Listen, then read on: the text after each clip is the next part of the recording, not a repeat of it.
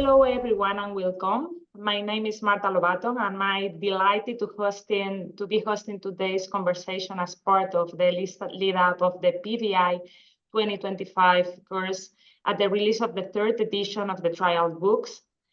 Today, I'm joined by Marianne Brodmann.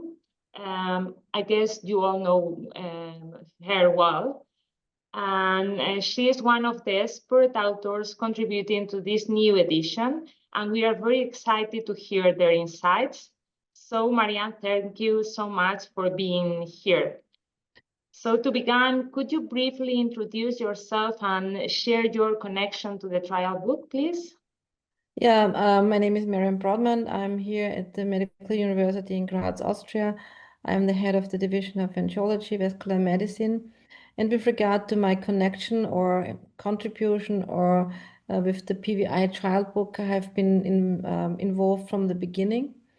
And I think it's a very, very, how to say, good contribution to what we have in the field, because it's really focusing on in different areas on the newest data we have. So randomized controlled study, high volume randomized controlled study with high quality. So you really, if you look into this book, you get at a glance in what section you want to look the newest data. So you update it, just have a look into this book and you're updated. You do not have to do PubMed search, just look into this book. That's really outstanding.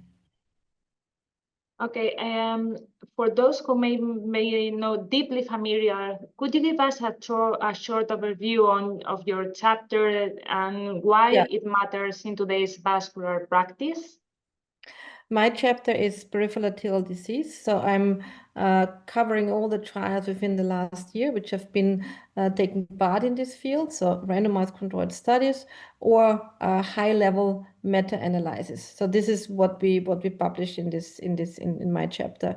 So you get an insight. What is the newest data on drug-eluting technology, paclitaxel-coated, limus-coated? What is with regard to scaffolding, new technologies. So that's what it is in this chapter, what I'm writing, what is my contribution. And what are the major challenges your chapter addresses? What do you think?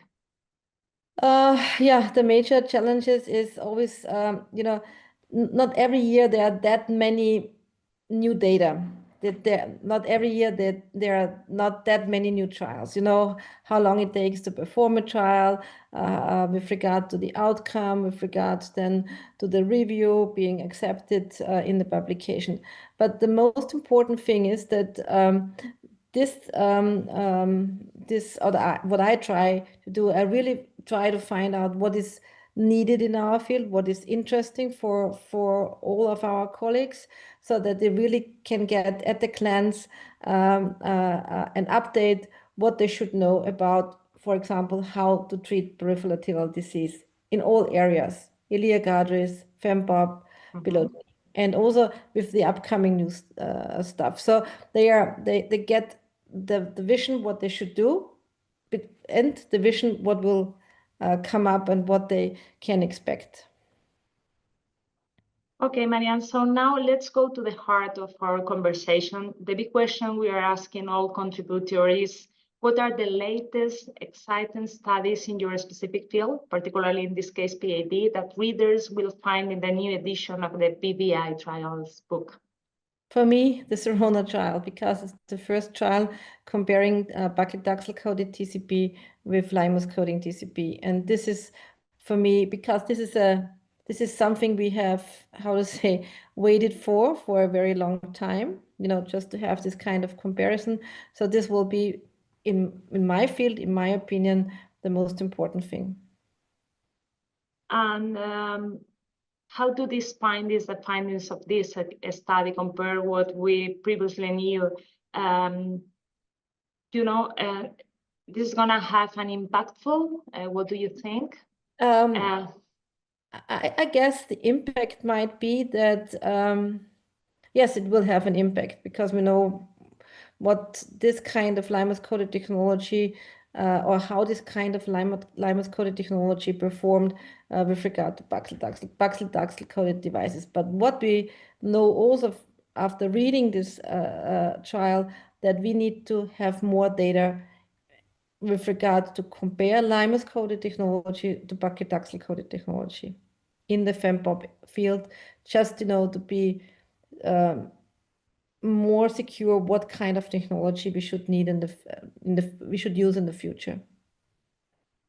And not only about the SIRONA trial, but about other trials. Were there any results that surprised you or challenged conventional wisdom? No, there were no results who really surprised me, because with regard to technologies, you get a feeling what kind of technologies might work. Bioresorbable scaffolds, for example. We know the ELITE, the live BTK trial. This is also mentioned there. This is the bioresorbable scaffold. We have the update of the bioresorbable scaffold of the live BTK trial. So this is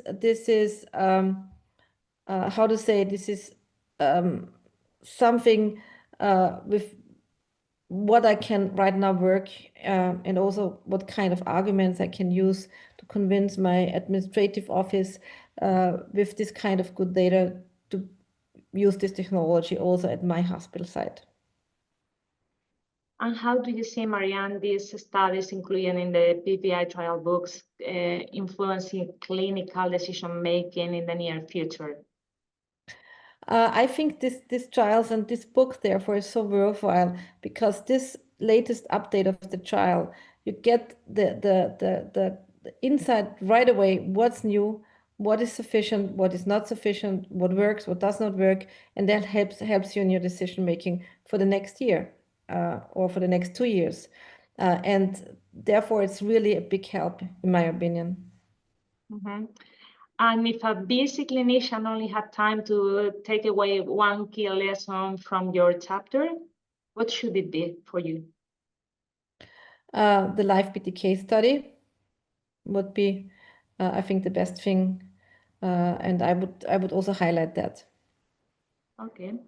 And stepping back from the individual trial, what broader trends do you see shaping the field of PAD interventions right now? It's mainly bioresorbable scaffolds, and the question, what kind of drug should we use, paclitaxel or limus? These are the 2 questions in our field. Yeah, I think that's really, really interesting. So looking ahead, what research areas or future trials are you most excited about? Is just about resorbable technologies, about drugs? First of all, resorbable technologies, especially in the CLI field, especially below the knee, but also in the further way, also above the knee. First thing. Second thing, the comparison of the drugs. What kind of drug should we use in the future?